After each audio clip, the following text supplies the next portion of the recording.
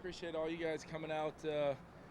Obviously, want to quick start out and just recognize Chad. Where you at? Chad Graff. Obviously, I've enjoyed getting to know you early on here. I know you're headed off to back home. They tell me to cover the New England Patriots for the Athletics. So best of luck to you. Always appreciate our group, and when somebody departs for greener pastures, we'll acknowledge that always when we can. So, but best of luck to you. I know we're going to catch up here in a little bit. But obviously, coming off of a day yesterday, we took the pads off. We're back in the shells, and really challenged our guys to really respond. And we're just continuing to see the mental errors and some of the mistakes that we control, we can avoid just by knowing what to do, where to line up, snap counts, what coverages we're in, what checks we're getting to, just continuing to really grade those hard, evaluate those hard, and our guys respond and are really improving. Today will be a huge opportunity for us. We're kind of off those time limits. It'll feel like a training camp practice from a standpoint of full padded, above that 2-hour threshold, and getting into some competitive work while still building. We're still in our installs, but our guys are doing a great job handling a lot of which we've thrown at them in a short amount of time. So obviously some of those vet guys that got some days yesterday will be back.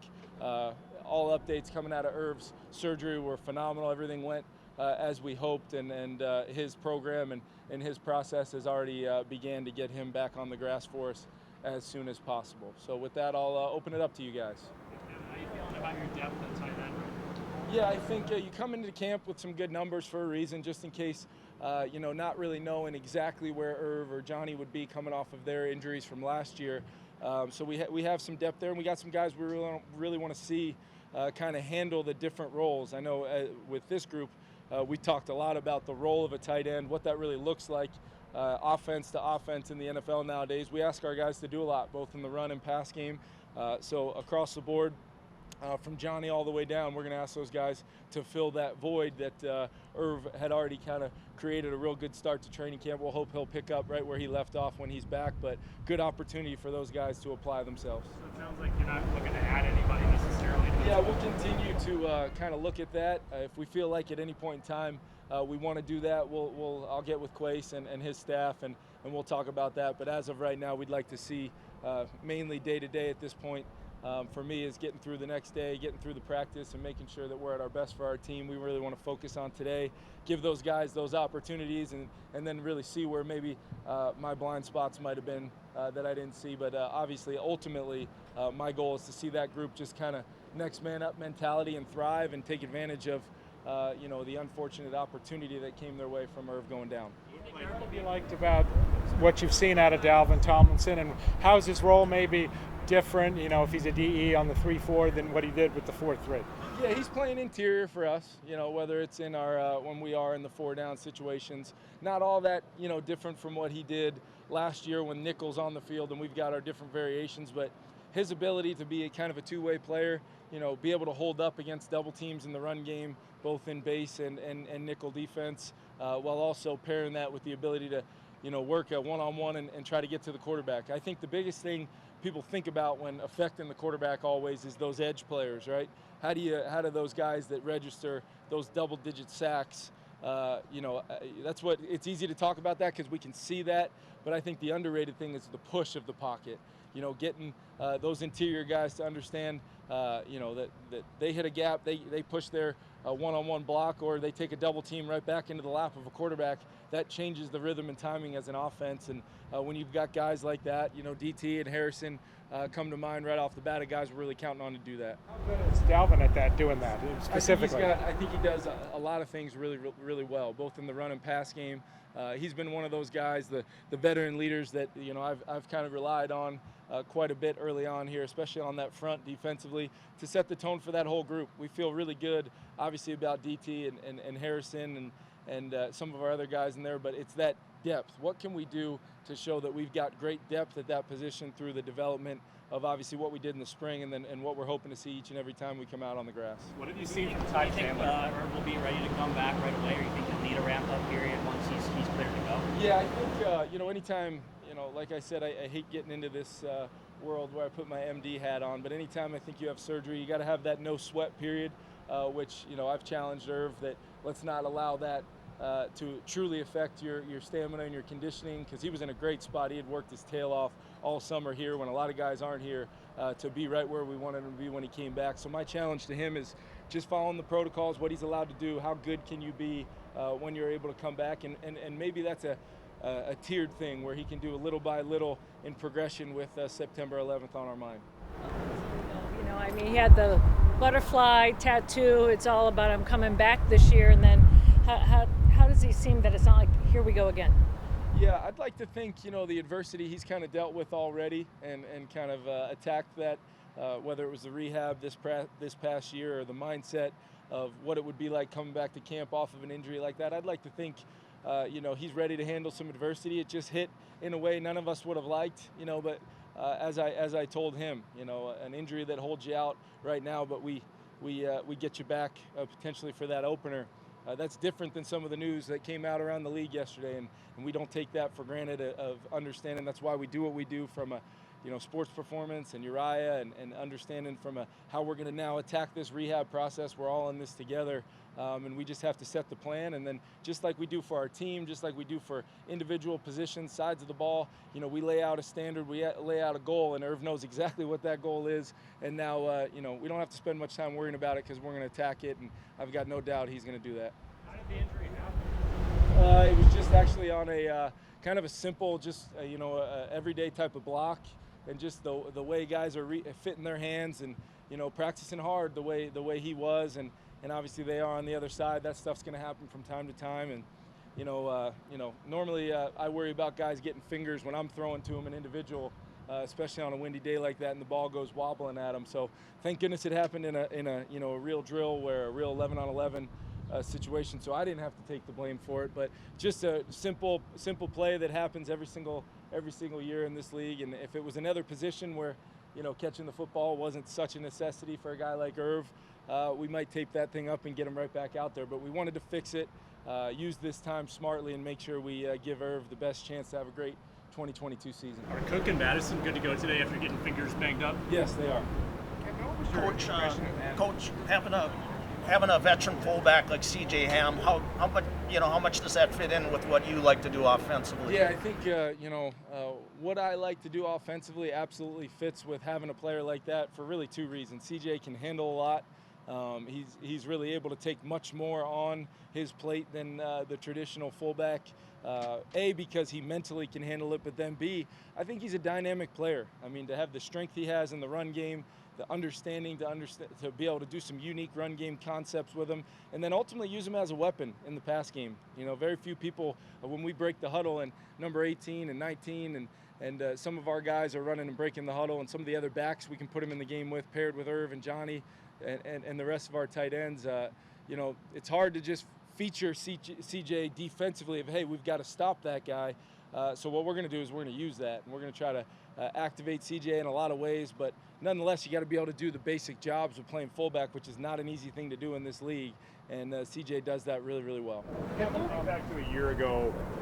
think back to a year ago when Kellen Mond was coming out of the draft, how much did you get a chance to scout him at the time, and what were your impressions of him coming out? Yeah, I didn't do a ton on the quarterbacks at the time, but having really gone back and watched him and seen him in college, what he was exposed to, what he was asked to do offensively, you know, what they put on his plate to handle from the quarterback position, it's really transferred to where he's at right now. I think he's done a really good job as a young player, kind of absorbing a new offense. We're putting in an offense for Kirk Cousins and Justin Jefferson and Adam Thielen and our whole group of 11 that we put out there, all 11. It takes every single one of them.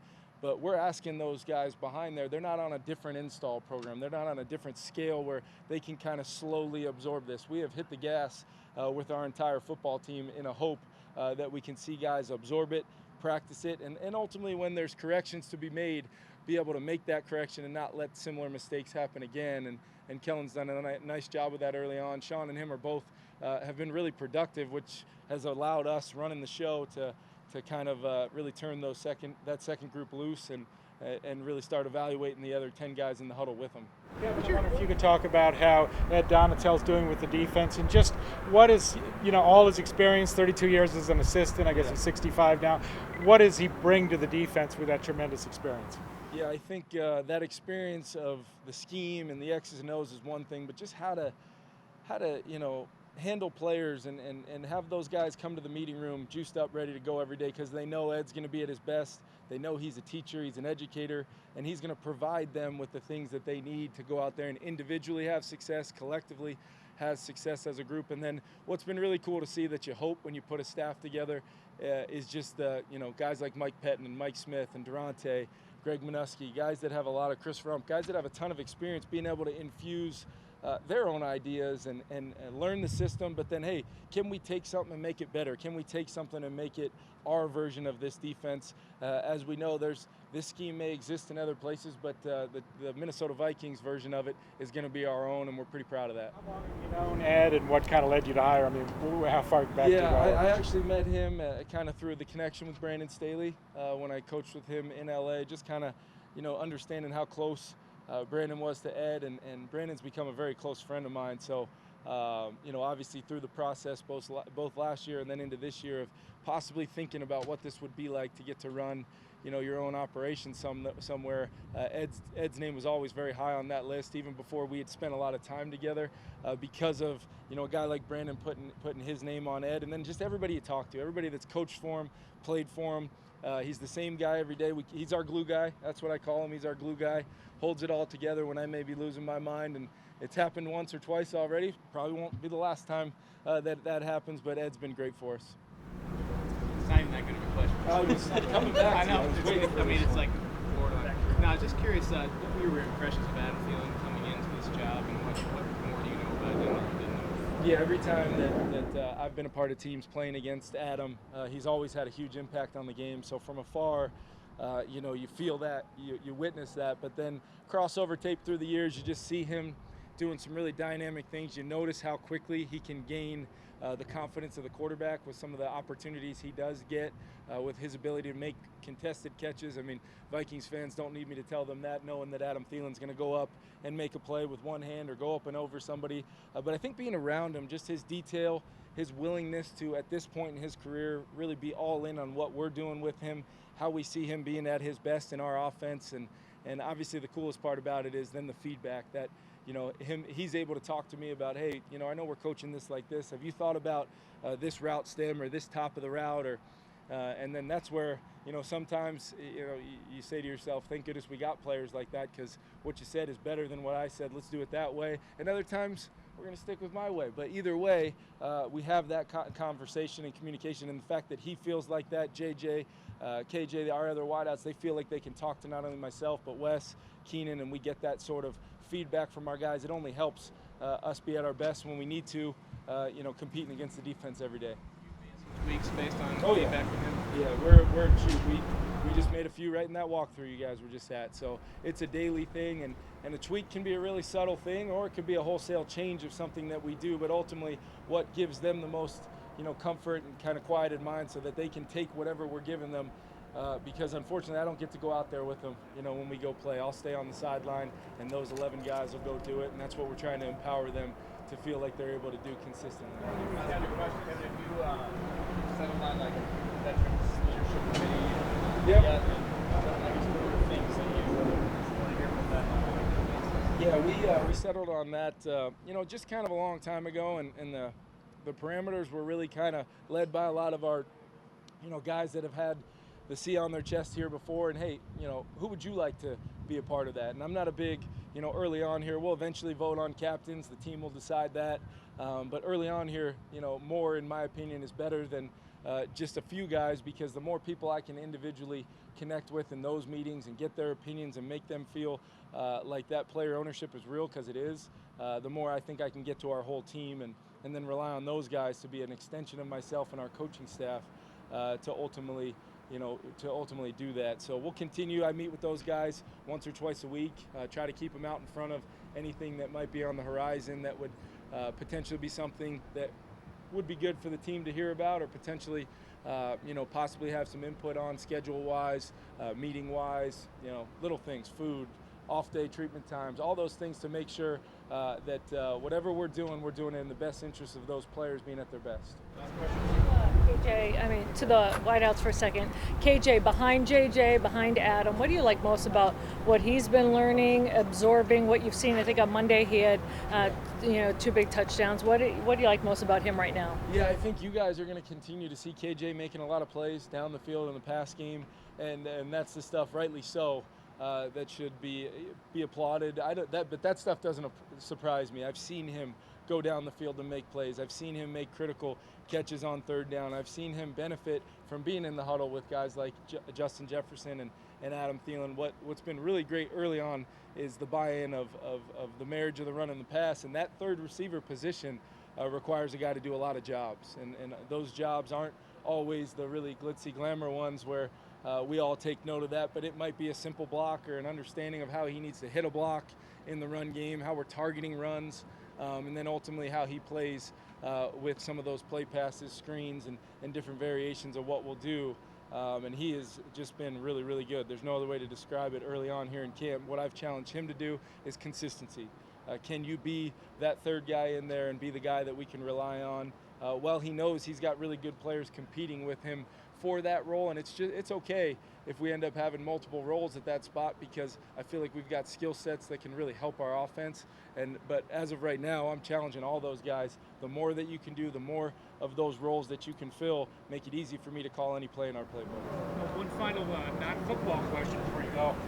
Growing up in Southern California, any memories of Vin Scully, despite you being a Padres fan? Yeah, I'm glad you asked. Obviously, I did grow up a Padre fan, so you didn't necessarily hear that voice a lot, but when you would hear it either on a national broadcast or even when the Dodgers were at the Padres, whatever it was. I know I speak for a lot of Major League Baseball fans around the country where you recognize that voice as soon as you heard it, but then it's what he did with that voice.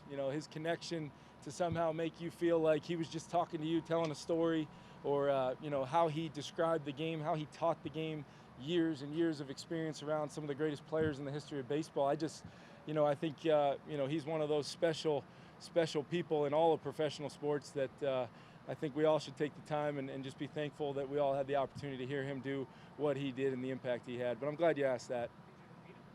I did not get a chance to meet him, unfortunately. Yeah. Well, thank you, guys.